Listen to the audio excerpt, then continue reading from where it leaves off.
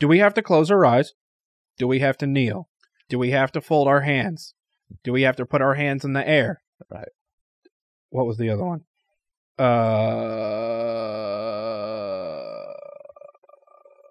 Right. Do we have to hold hands with each other? Right. Does any of that matter? No. Okay, well then why do we do it? Again, it's like all cultural. And there's some biblical precedent for some of these things. So in other words, at times we see people, when they pray, they kneel. At times when we see people pray, they're going to lift up holy hands. And so I think there's biblical precedent for some of these things. And, like in 1 Timothy 2, he talks about men, holding up, holy hands in praying. And so there's biblical precedent for some of these things, but it's not like it's required that you have to do one of these actions. Okay. To quote unquote really pray.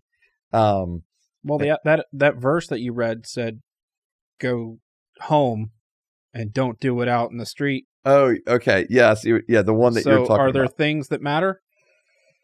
Okay, so I see what you're saying. Yeah, so in Matthew 6, he says, when you pray, you go into your private room, which you're talking about, shut your door, pray to your Father who's in secret.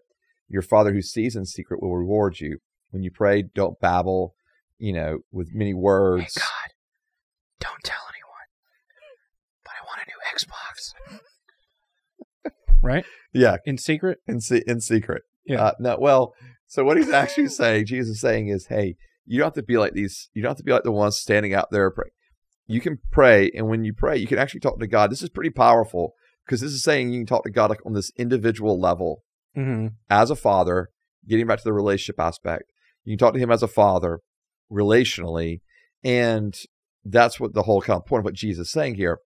But he's also not saying you can't pray together, because that's happening. Like even in Jesus, like when Jesus walked on the earth, Jesus is still going into synagogues, because it says, as was his custom, they were still going to hours of prayer in the synagogues, where there would be these corporate gatherings of prayer.